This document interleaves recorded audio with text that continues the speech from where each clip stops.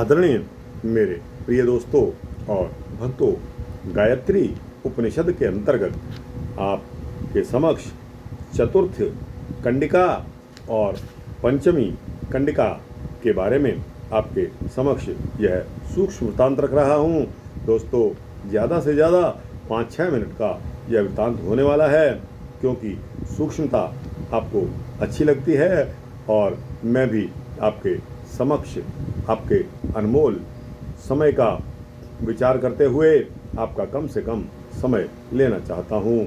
तो दोस्तों, चतुर्थी कंडिका और पंचमी कंडिका गायत्री उपनिषद के विचार और वृत्तांत को शुरू करते हैं। दोस्तों, मौदगल्य ने मैत्रेय से कहा कि यह ब्रह्म ही श्री रूप, प्रतिष्ठा रूप और आश्रय रूप है, इसलिए आप तप करें। यदि तप व्रत को धारण किया जाए तो सत्य में प्रतिष्ठा होगी।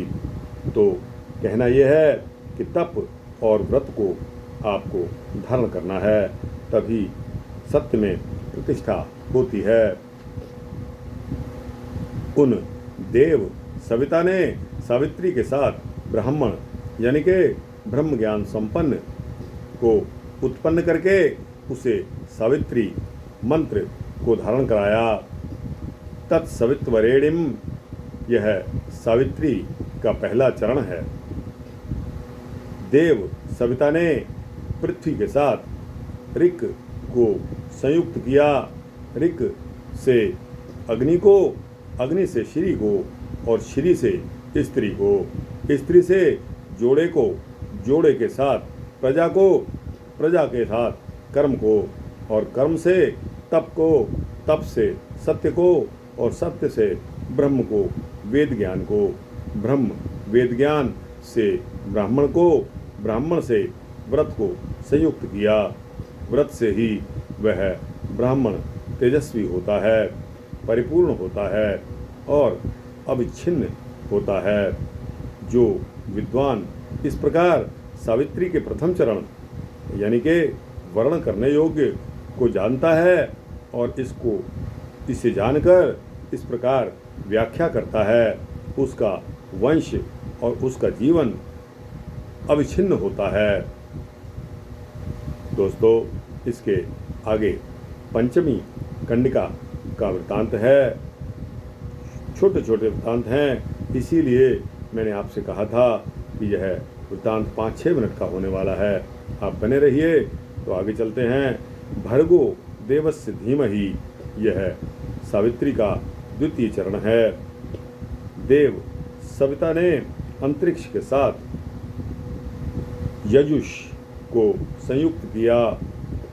यजुष के साथ वायु को, वायु के साथ मेघ को, मेघ के साथ वर्षा को, वर्षा के साथ औषधियों और वनस्पतियों को, औषधियों वनस्पतियों के साथ पशुओं को, पशुओं के साथ कर्म को, कर्म के साथ तप को, तप के साथ सत्य को, सत्य के साथ ब्रह्म वेद ज्ञान को, ब्रह्म वेद ज्ञान से ब्राह्मण को, ब्राह्मण से व्रत को संयुक्त किया।